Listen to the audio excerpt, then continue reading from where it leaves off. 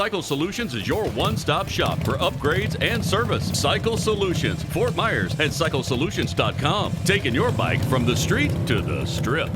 Hello, this is Chris Waddell from Cycle Solutions.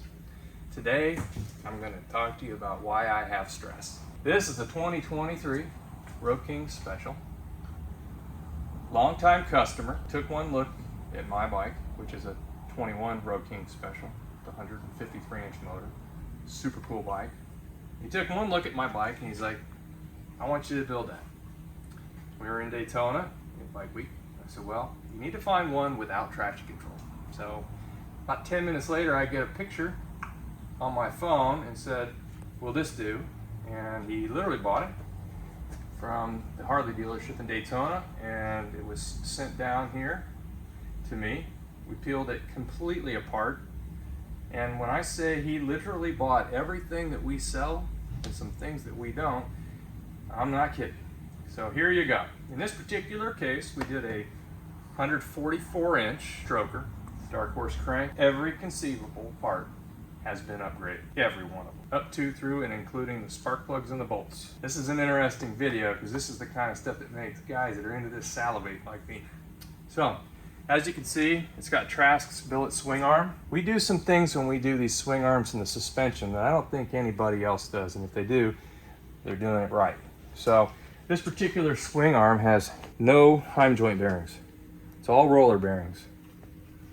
It goes up and down, absolutely no friction, but it does not move side to side in any way, shape, or form. We're setting it up so with a JRI 13-inch shock with remote reservoirs, which are not on here yet, it'll set an inch taller than what it would have with a regular 13-inch because of the placement of the bolt hole on the rear of the swing arm. So there's lots to be talked about when it comes to this particular piece, but it is a super cool piece, and I tell you what, when you stiffen it up, it handles great. In the drive line, which I've been waiting to make this video, I'd like to show you some of the goodies we like to use. Behind here is the chain drive sprocket.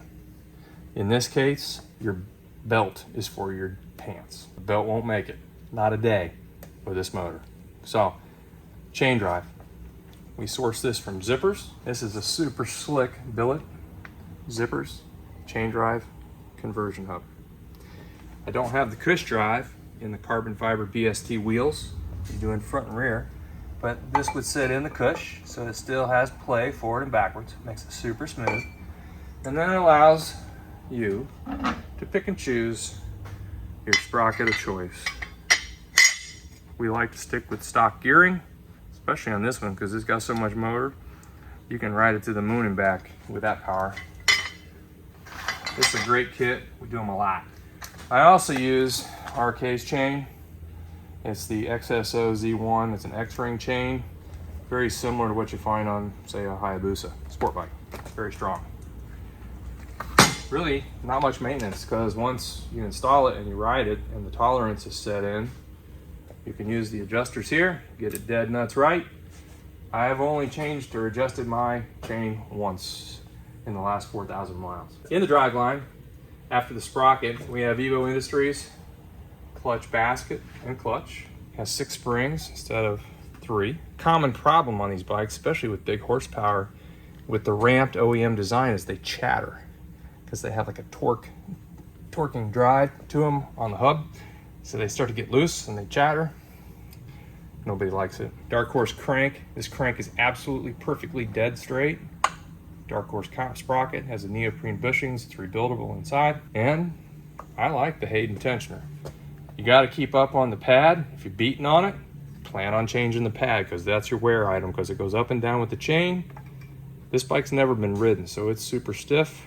We haven't adjusted it at all. So we have carbon fiber wheels. My preference are the Avon Cobra Chromes. That is the best tire you could ever put on a bike that you want to turn. And when you talk about the weight savings, I mean, it is a lot. So every ounce it rotates about 23 pounds at 100 miles an hour. So when you're taking off pounds of rotational mass, huge difference. No counterbalancer inside, no counterbalancer gear. even more less rotational mass. So if we go around the other side, folks, you'll have to pardon the mess, but this is the world I live in. We're gonna talk about something that I experienced the hard way. So I had a customer come in with an Evo Industries clutch basket and it was burnt up. And I could not understand how in the world it got burnt up. Well, here is the reason it got burnt up.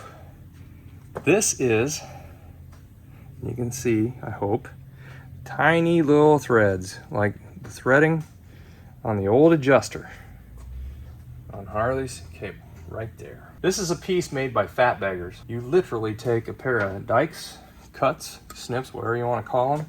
This is a pain in the ass like you won't imagine. Cut away all this hardened plastic from here, and it is hard. Till you can weasel your cable out, you lift this small clip right here so you can pop the cable out, slide this up, put this piece on. This is adjusted, okay, correctly. This is not gonna let that pop and go down.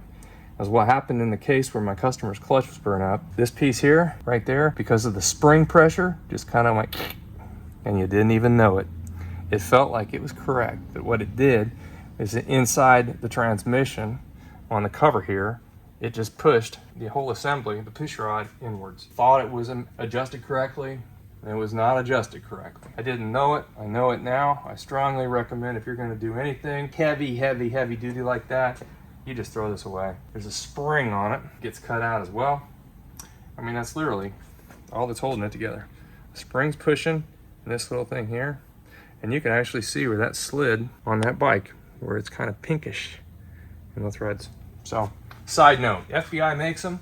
There's a specific model for a 21, and then they made a change here to it, made it a little bit bigger, so the 22 and 23 cable, it's in there. So once it's in there, everything works like it's supposed to. HPI provided another one of their massive 70mm throttle bodies. He chose chrome like I did. He likes the ceramic in the D&D because of the temperature reduction. We've done some nice powder coat work on this particular bike as well. Baker grudge box, standard shift, Trask vent. There will be a Trask, the Trask will come back and go to a Tman Catch tank. We'll do another video on that. Carbon wheels, JRI front end, fat bagger handlebars, got a different windshield. Whole bike, very cool. I literally have boxes of OEM parts. We're also going to do the Galfer floating rotors. I believe we're changing brake calipers as well. If you want something like this done, it takes a minute to do it. We're happy to do it. We tend to get into it this deep after the travel season. Thank you for tuning in. CycleSolutions.com. If you'd like to be notified when Cycle Solutions releases new videos, hit the like and subscribe and follow us.